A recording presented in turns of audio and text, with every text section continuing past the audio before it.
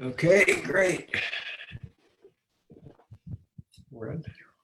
I welcome you all with love, and we're going to open with a prayer, which is the merging of the heavens and the earth, which is key now, and of the heart and the mind. Shem Yakuku de Shabrihu, Ushinate, Bilu, or Igulaya, Jimika de Bavke, Vida Shlom, Shem Kosmeo Kolam, Amen. You know that merging. And that takes us into our first question, okay? So welcome, everybody. Somebody asked, what organs are most volatile to 5G frequency? The heart and the brain, specifically. And the 5G frequencies really jam and disorganize the frequencies of the heart and the brain, which I talk about specifically in my paper on 5G, which you can get by going to drcousins.com, or you can also get it at treeoflife.mn.co. So there's a whole paper on that. I mean, it covers that. So that's one of the major reasons it's such a big problem. It does disorganize the frequencies of the heart and the mind. Okay, so that's a starting question. No, there was another question. A lot of good questions this time. A lot of good questions about the experience of all is one. So what is key here is how do we talk about these things? And in the Vedic system, we call Ovaya Shakti, which means there are different levels of understanding and different levels of experience. So this person is talking about all is one, okay, God's experience of that. Now that is one level. There's another level beyond that, which is the eternal presence. And there's a level where we dissolve into the nothing. There's no duality at all. There's no God as one. And there's really no one there to experience it. And another level, we have a dual, non-dual situation. And another level, we have a dual system situation. We can look at today's world. Yesterday on Facebook, I talked about Archbishop Vigano talking about the forces of light and dark fighting on the planet.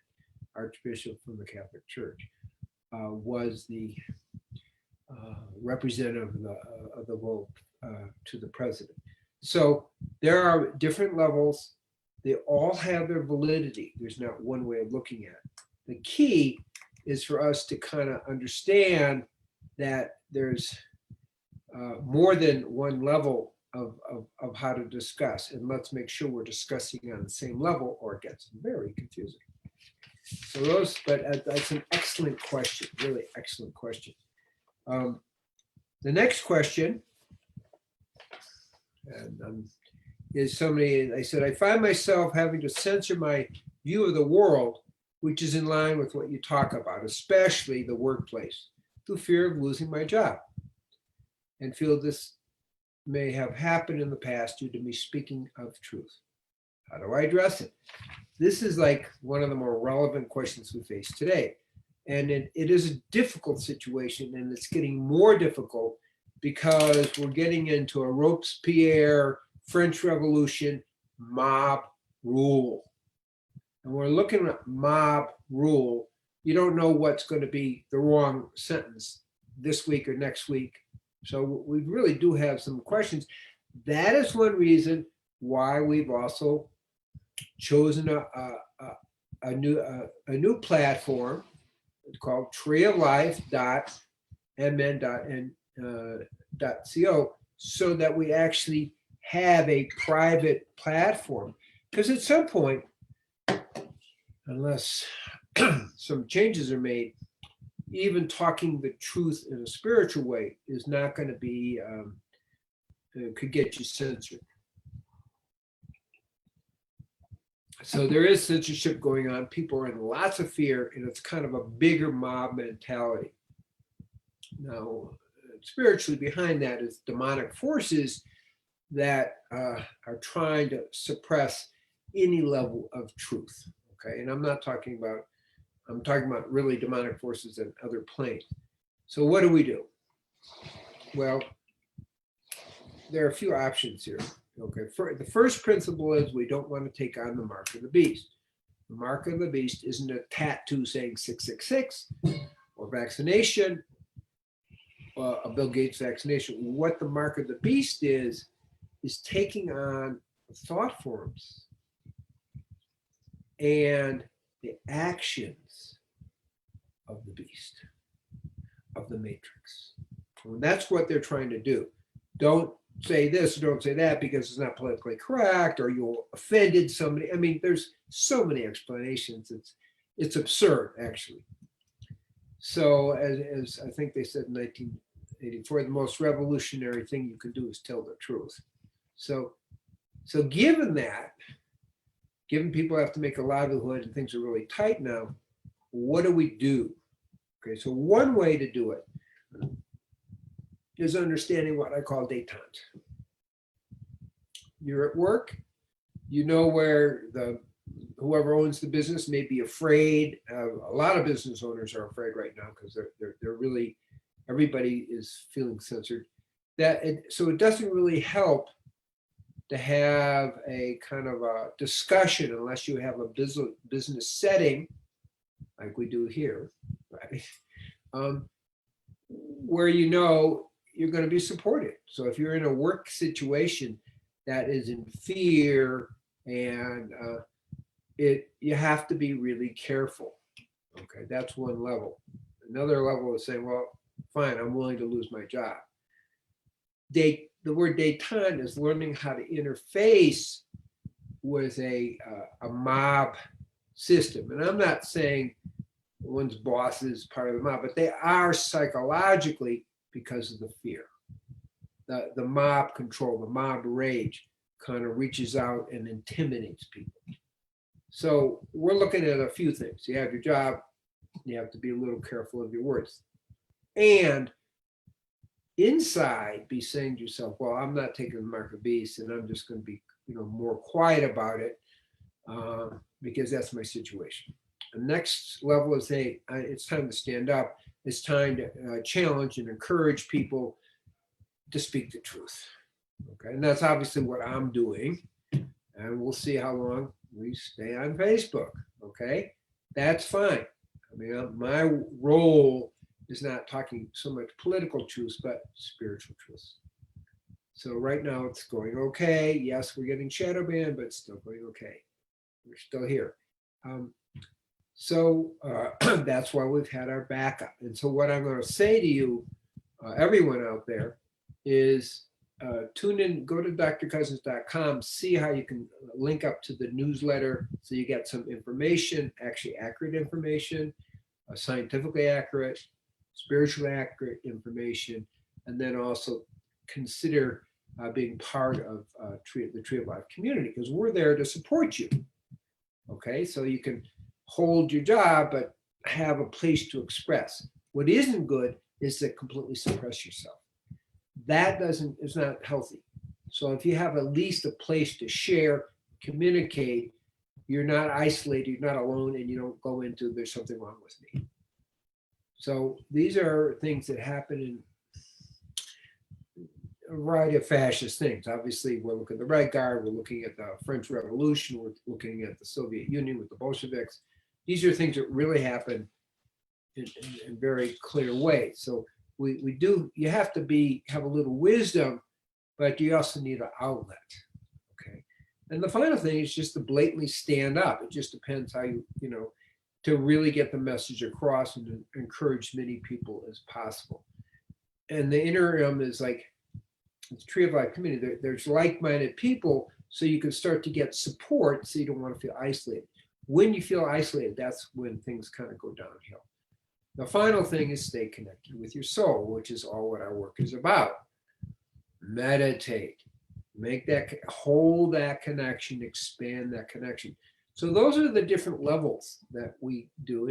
And each person has to kind of more or less choose what level they're going to work at, depending on their situation, depending what they feel. it's not everyone's role to be out on the streets. So as I say, my role, don't go out, it's not getting out in the streets. It's like sharing with as many people, supporting as many people as possible, like answering this question, because it's a very important question. And it's something we're all being forced to choose for ourselves. We do actually have to answer the question and be very thoughtful about it, how we're answering it. But we're offering support for people who actually see what's going on. Now, what's the good news? I thought it was really interesting when I read the Archbishop's letter to Trump. It's like, he's saying the people are in the light are in the majority. Wow, that was good to hear. And obviously he's been around. He's the Archbishop, and he's standing up against the popes, I would say, and he's been the consul to the United States. To think we are really in the majority, and it's the vocal, well-organized minority that's trying to dominate the majority. And he talks about it. It was like, well, that was interesting. Here's someone in this kind of level of position who's been around, who actually understands the dynamics. So think also, you're in the majority. It just, the suppression and the mob rule is scaring people from speaking the truth. But don't think for a moment there aren't people that we're not part of the majority. So that's also really important to understand. That's why the Tree of Life community is so important, so you get that support. You need support. We need to feel connected. We need not to feel isolated.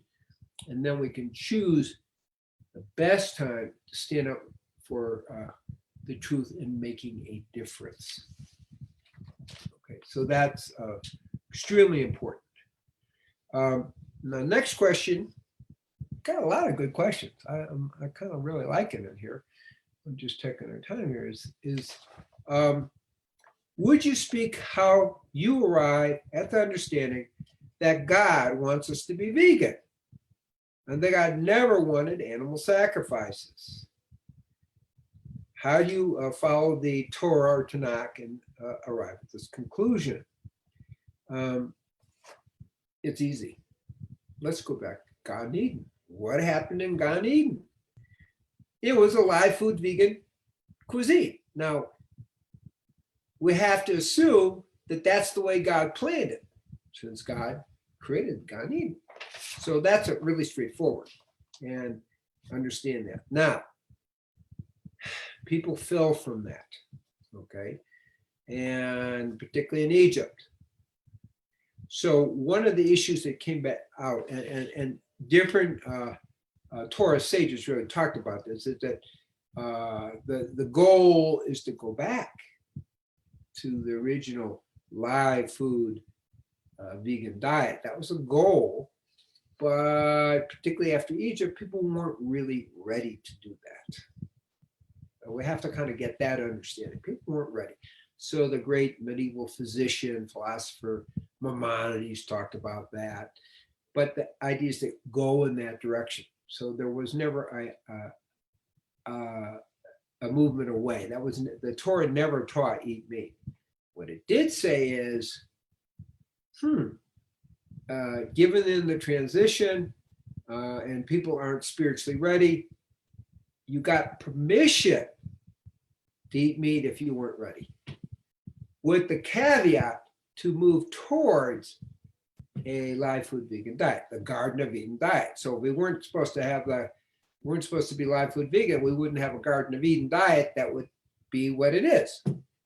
So that's really the answer. So there was a permission, not a direction. And I've studied this question a lot, obviously. And the direction is back to the Garden of Eden. That's where we really want to go. That's the whole point. So that's really the answer, is that the overall Torah direction is to return to the Garden of Eden. There's lots of other things I can talk about with that, what we call the graves of lust, when people are eating meat and most of them died, because it's really missing the mark. So that was in the desert. Now, what about animal sacrifice? It's a cultural thing. So we have human sacrifice, that was going on, and Abraham and Yitzhak were the end of human sacrifice. Think about that, because that was the common practice.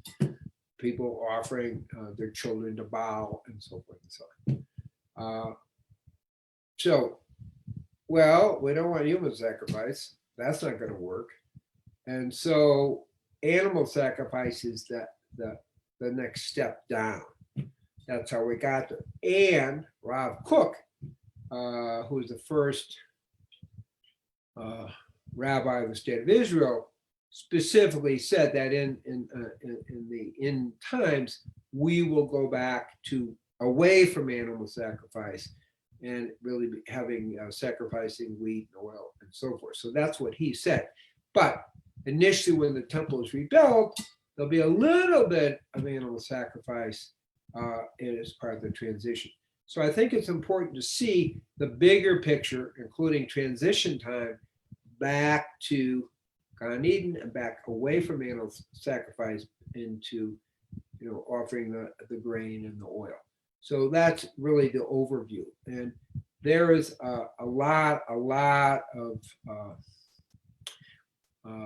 well-known rabbis who support what I just said. And I have a list and so forth in that discussion, but I'm giving you the general gist of how that discussion goes. Gan Eden diet is the diet for optimal spirituality, live food, vegan diet. And animal sacrifice, again, like meat eating, was only seen as a temporary thing. Now, what happened? People tend to say, well, you got permission, maybe that's what God wanted. Well, you got permission because you weren't ready to do the full thing, and that's the key. So we have the Essenes who are living a live food vegan diet, at least the inner core, and we have, as I say, like Maimonides, but also the former chief rabbi of Great Britain, England, saying the same thing. So the deeper meaning is, yes, we need to go back to a live food vegan diet, at least vegan diet. And Israel actually has about the second highest amount of vegans in the percentage-wise in the world. So people are aware of that, and we go that way. So that's really the kind of the overall answer to that. Now here's a person. Here's a person that is asking a question, and it's a general question because I'm not talking medical questions here, but it's more general question.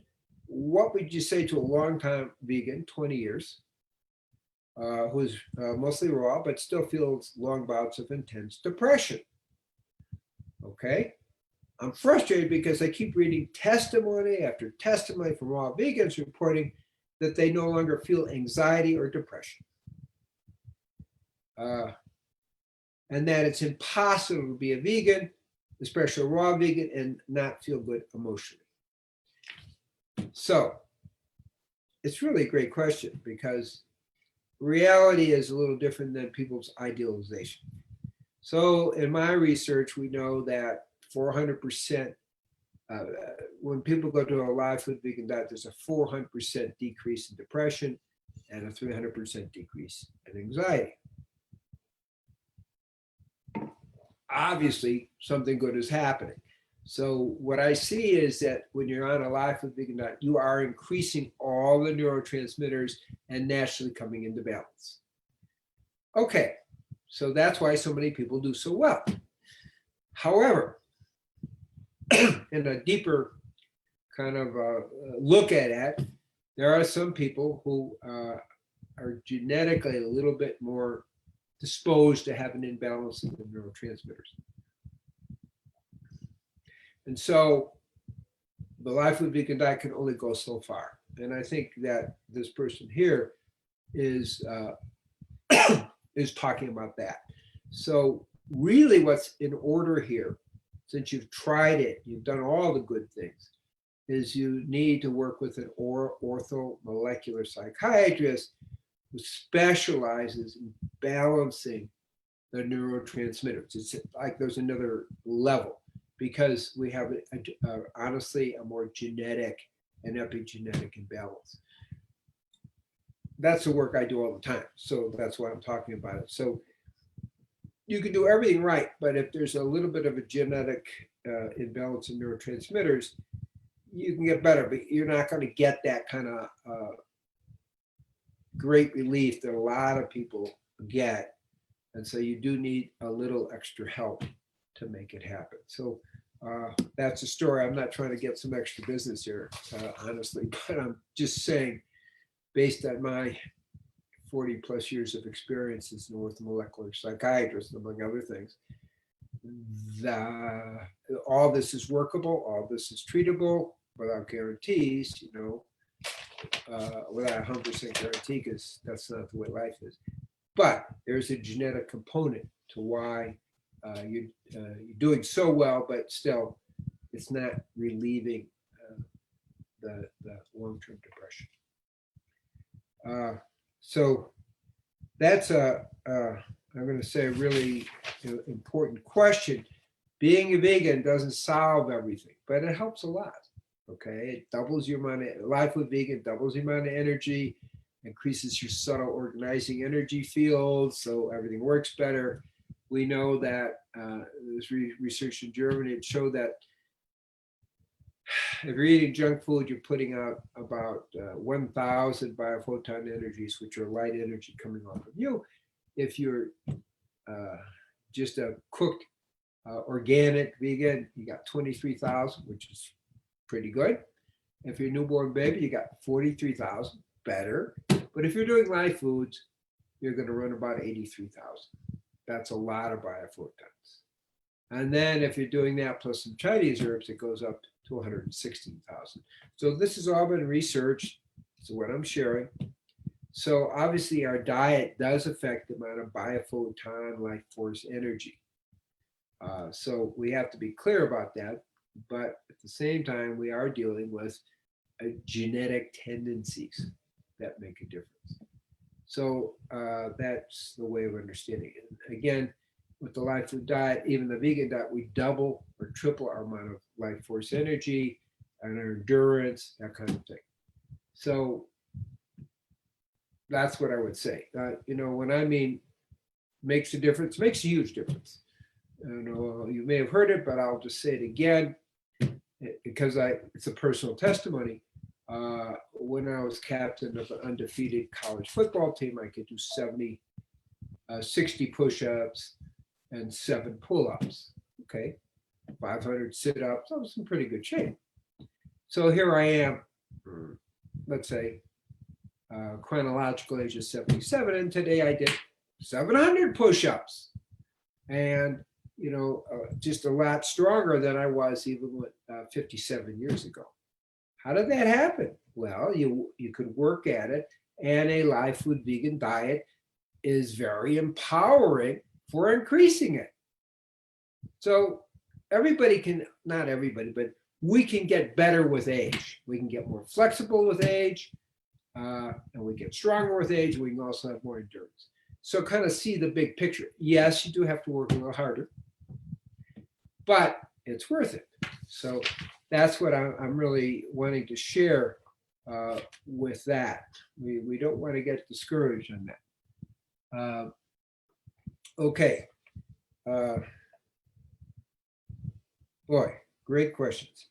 So somebody asked, do I recommend grains and legumes and oils on this diet? Well, the answer is no, I've never recommended grains. I don't have, I never say 100%, but by and large, 99% of my diet, there's no grains. Okay. So I don't recommend it for a variety of reasons. That's number one. We know that people have a high carbohydrate diet after the age of 70, they have 4 times more cognitive decline. So we,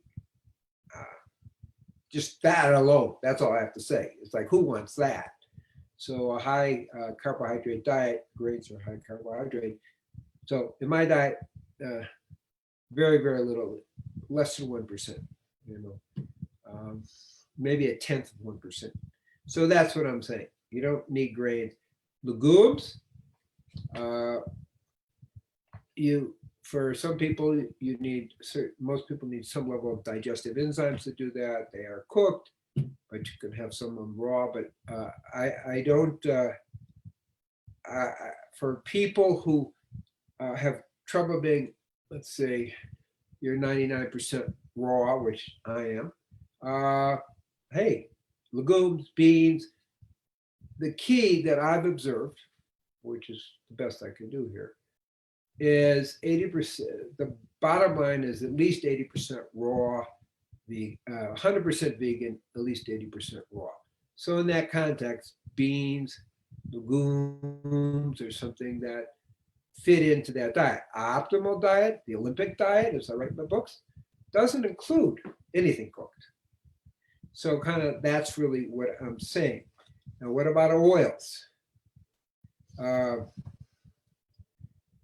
not so against oils. I use very little oil, but sesame oil, olive oil, in very little amounts, like just kind of making the salad a little bit easier to deal with, I don't have a problem with. I don't recommend lots of oil in your diet, but a little bit I haven't seen to be a problem because you want just more of a taste type thing.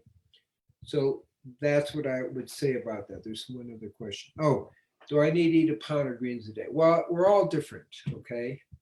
And as we go deeper into the story, our assimilations really improve. So I don't want to set people's minds, but over time, this stage, I don't take digestive enzymes. I used to. I don't need them. How come? Because my power of digestion has improved. So at age 70, so I'm not taking hydrochloric acid. I'm not taking digestive enzymes because I actually don't need them. And I also don't eat that much. I have basically one meal a day, a little liquid, particularly in the summer at night. And in the morning, I'll have a little bit of goji berries, maybe a touch of bee pollen. That's it. Okay, so what's my point is we all are different. We all have different levels of assimilation. I don't know if I could eat a pound of vegetables a day. I mean, I eat once a day, and it's like, I don't need that much. And now, how do I check that? Good question. Well, I check it because I'm not losing weight, and I'm gaining in strength and flexibility. That's pretty easy. We call that clinical. And it's way different than taking blood tests. So for me, if I'm getting stronger, getting more flexible, sitting in full lotus for long periods of time, able to put my palms on the floor, the proof is in, let's say, the salad, not the pudding, the salad, okay? So that's actually what I'm trying to say here is, well, it's called trial and error. I figured out what I need, the right percentages of what I need. I'm not a person that needs a whole lot of protein, okay? To be honest, I'm more on the 10% level, and other people need 15 or 20%, okay? Other people need more fat. I don't need a lot of fat, okay? I will have a little avocado. I'll have some olives. That's it, okay? And extremely little oil, almost like wetting the salad with that. And it works for me. Other people are going to need more protein.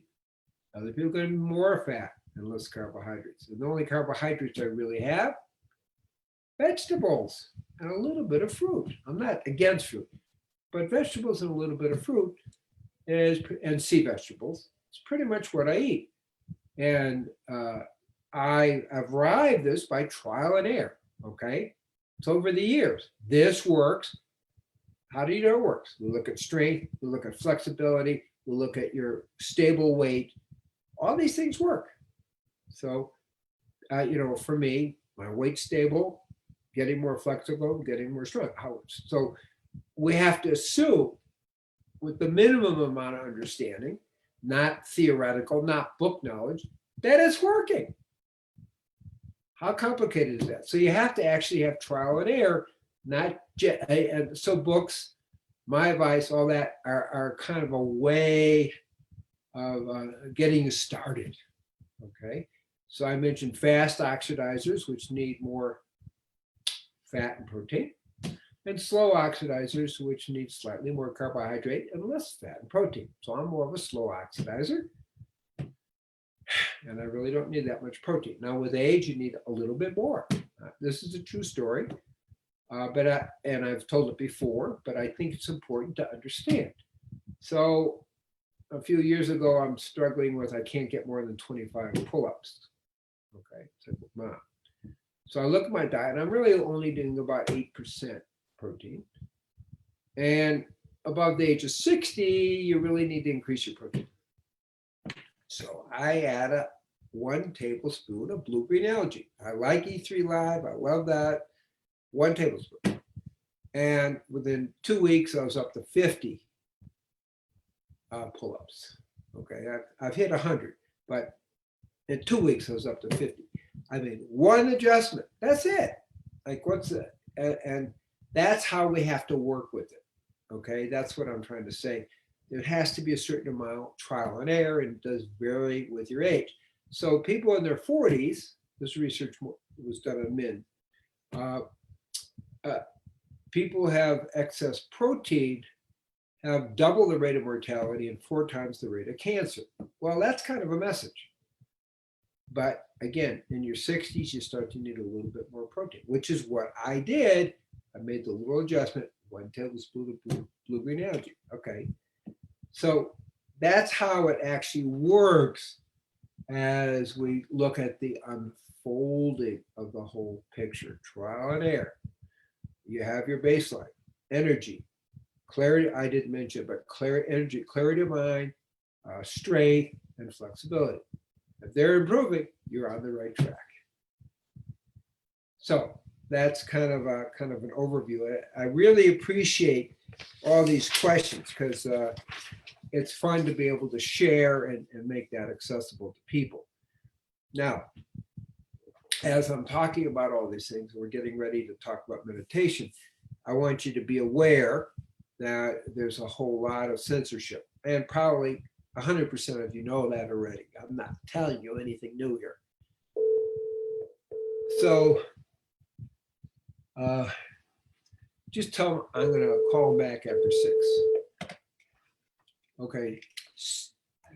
So I just got an important phone call. But the point is, what I'm trying to say to you is we got to have that trial and error part of it. We are unique individuals. On chromosome 19, it lays out how much protein, fat, and carbohydrate we should have. So there are no rule books, but you have to start in a certain place on the mapping and then work from there. So that's in essence, the overview of the question about the diet. We do have a way, if you go to drcousins.com, which kind of connects you to the whole system, you can sign up for the newsletter. You can also get a chart about how to decide if you're a fast or slow oxidizer, roughly speaking. So that's, there's lots of little gifts, but that's one of them. And I think that's worth considering because we are unique. Yet we're not a bunch of cows. We're actually unique. And we have a unique physiology. So I'm kind of leaving you with that bigger understanding of looking at our uniqueness and designing your diet once you cut roughly, being vegan, being live food, you got the bigger picture, higher or lower protein. Those are key things. Generally, the range of protein is 35 to 70 grams a day. It's not a lot of protein. It's way less than a lot of the ketogenic diets are, for example. But that's called the mTOR pathway, and that actually is for longevity and anti-cancer. So we have all these things happening that are real, that really work, and have been established. So that's the way I suggest going with that. And again, we have different papers, so go to drcousins.com, and then you can choose to be part of the Tree of Life community. And that is treeoflife.mn I'm mentioning that because who knows how long we're going to get to stay on the air with the Facebook. We don't know. There's a lot of things going on. My work is really not so much political, obviously, but it's spiritual and more nutritional, but you just don't know. So get connected on this other way so we have a continuum happening, because that's where we set all this up. It's on a separate platform. So it would be great to start developing that platform for people. I mean, to be part of that. So that's the way you can help with the bigger picture. Now we're going to go into meditation, and I'm just going to go over the process of meditation. So there's a few steps, pretty simple, but a few steps. And the first step is sit comfortably. Second step, observe what goes on without thinking about it. Third is if the Kundalini energy, Ra Kadesh energy is awakened, great, but you may have some what we call kriyas, moving around, head moving, heat, whatever. We'll talk, you'll see afterwards. Just observe it. Fourth, again, in the big picture, working with the spiritual teacher. My work, I'm really connected to 3 lineages, but 2 Shaktipat Kundalini lineages, which is the Siddha tradition, through Swami Muktananda, who actually empowered me to give Shaktipat, told me to. I didn't ask, he told me. And then the Torah tradition, where it's very much part of the tradition. Moses gave the energy, the Yehoshua, and the spirit was within it. So that's kind of what we need to get to understand. So on the 21st day of a water fast, 1995, this name of God came to me. It's the name of God is grace, and I got a specific transmission how to do it. Okay, it's Yod on the in breath, Hey on the out breath, Wah on the in breath, Hey on the out breath, and you just repeat it with your breath. Yod for the base to the heart, Hey out to the heart, Wah from the base to the third eye, and then Hey out to the heart. So you just repeat it until your mind's quiet. So you go from contemplation into meditation. This is the name of God is grace, and there's certain frequencies. These 2 are the merging of inner male and female, outer male and female back into the oneness, which is prophesized for this time. Is that they'll be again emerging in a oneness in the male-female energy. So we repeat this name of God is grace. It's the name of God that Moses got from the burning bush. And we do it until our mind is quiet. Then we're in meditation. Now, the Shaktipat or Haniha actually can take us beyond the mind. And so it's the spiritual energy coming down and goes out. And obviously we're on the internet, so it's through the eyes and through the sound. And so I'm going to do a little dancing, which is fun to do and dispels, let's say, the contractions by the state, so to speak, and dispels the darkness. So dancing is very, very good to do. We're going to dance for about 3 minutes, and then we'll go into meditation. I will look, obviously, at the cell phone, and that energy will be transmitted. And the truth is, as I'm learning, actually, there's a little bit part of my soul that also gets transferred that way. I don't have to think about that, but I realize that I'm being filled with all this cosmic energy, so it's really not exactly an issue for me. So you are getting some of that soul energy. I just want you to be aware of that. That liberated soul energy that I've been blessed, by my gurus and acknowledged that's there. So that's the big picture. Now, next week, we will not be meeting on Thursday. We are having a spiritual meditation retreat, Friday night, Saturday, and Sunday. We're going to have 3 meditations a day. I really invite you all to come. We've dropped that. We've tried to pick a price that's really, really good for people. This is a powerful way to support your spiritual life. So that is what we're doing next Friday night, Saturday, and Sunday. 3 Shaktipat meditations. I really invite you to join and participate because it allows more and more expansion. So please show up with that. In July 20th through the 29th, we're also having a worldwide spiritual fast. So for 7 days. So all this is going on, and your participation supports you, obviously, but also supports us and the staff to be able to make this happen. Okay, so that's more of the story, what's going on now. We're going to actually dance. I invite all of you to dance. I'm going to dance, obviously, for 3 minutes. Feel the joy, feel the love, feel the passion. Okay, so I'll meet you on the other room here.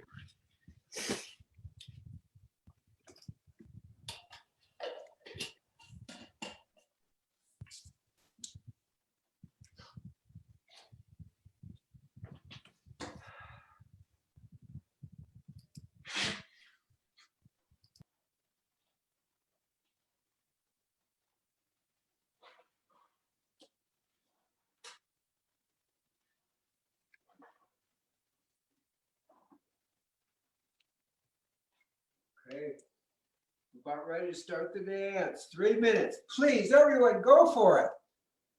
Happy to that country here.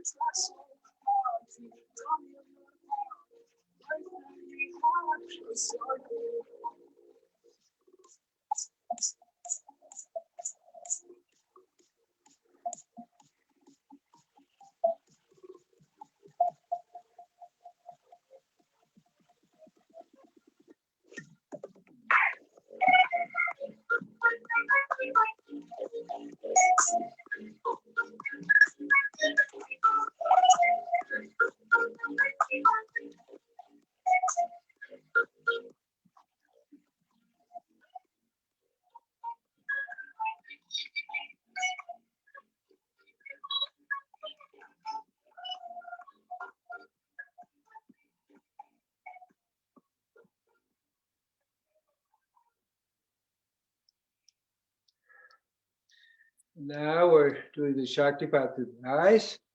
Just stay focused and repeat the mantra.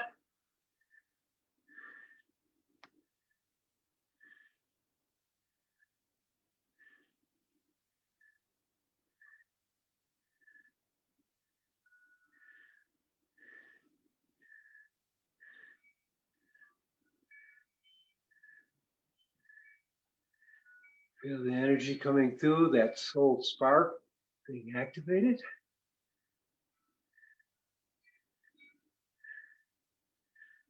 And now we go into meditation with a yod, first letter out of the nothing.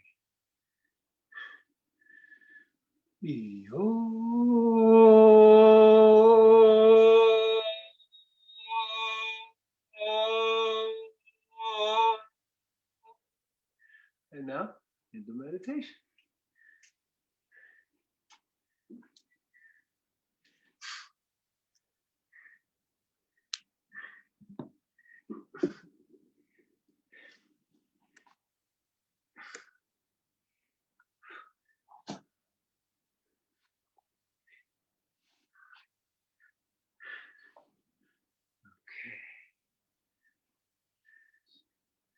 So meditate for a few minutes. I'm going to give a guided fire power visualization. So let's get in, repeat the mantra until your mind's quiet, and then let go of the mantra and be in that truth.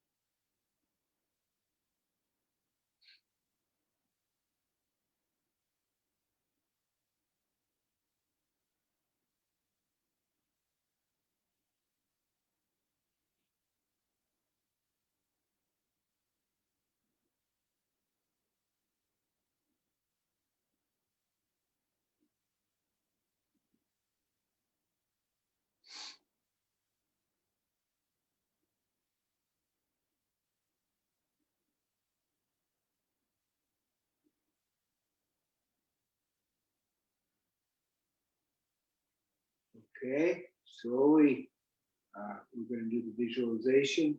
Fire, power of God. Feel that energy coming down to the crown, up from the base to the heart. Inhaling it in. Now exhale out to the heart, letting that fire power of God burn up all toxicities, negativities within our own consciousness, in our own body. And now, breathe in again, crown, base to the heart, and exhale, sending out this fire power of God out into the whole planet, burning up all areas of darkness and negativity, transforming it into the light.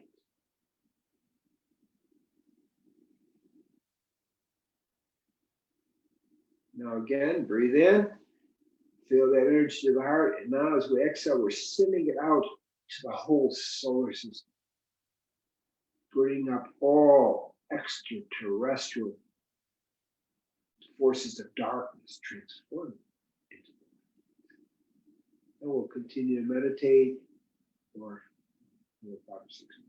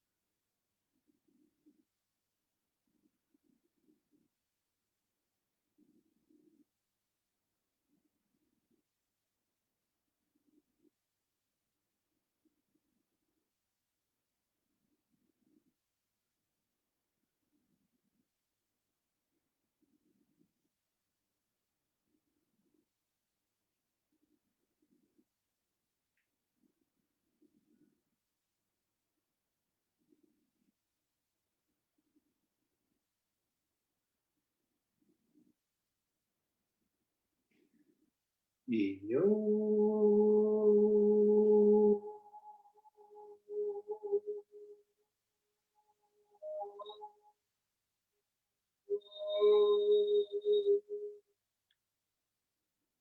Slowly come out of meditation.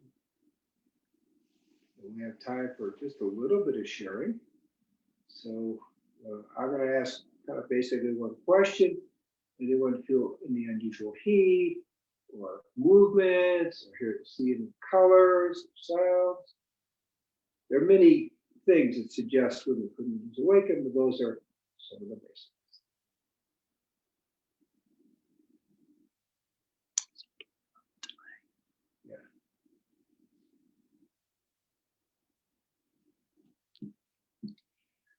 Check the chat.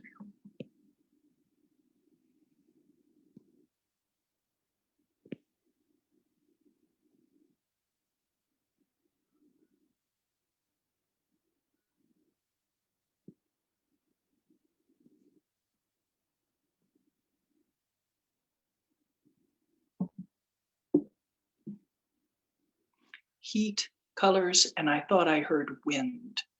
Okay, well, that's definitely a sign of the Kundalini awakening, and you can't actually hear the sound of it. So that's great. I felt spontaneous joy when Dr. Cousins sneezed into the mic and startled me. What into the mic? He said he sneezed. It was me. Oh, that was Yehoshua's speech. Okay, but that's okay. Spontaneous joy counts. Okay, so that's great because we're all one, we're all connected, and so we're having a good time. But it was Yehoshua's sneeze.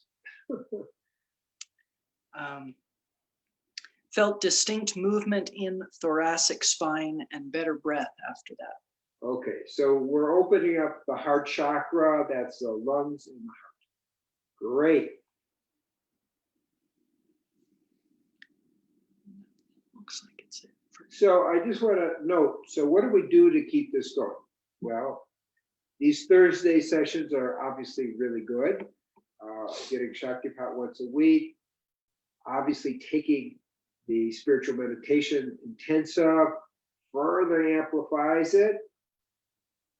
Taking the spiritual fast further amplifies it. And moving it into your daily life with the 6 foundations and full peace. They all feed the spiritual energy and help expand it. Being part of a community helps too. That's why we put this online Tree of Life community, where it's all about supporting you in your spiritual unfoldment in a way that you could be your fullest potential, but you're also getting kind of support and spiritual kind of understanding in that way. So that's really what we're doing. Our goal, how do we uplift the consciousness of the planet? As I mentioned, or I'll mention again, the Archbishop Vigano really talked about people of the light being a little bit more in the majority. We need to activate so the power of the majority in shifting the consciousness really does happen. So this is how we do it. We work collectively, spread the word. Let's make this happen. We need more and more people to make this happen. We can turn this around and create a world of peace and joy and beauty and love, and really increase our oneness with the living planet. So I bless you all. Hope to see you next week at the spiritual meditation intensive. Shalom, shalom, shalom. Om Shanti, Shanti, Shanti. Om Takiwas.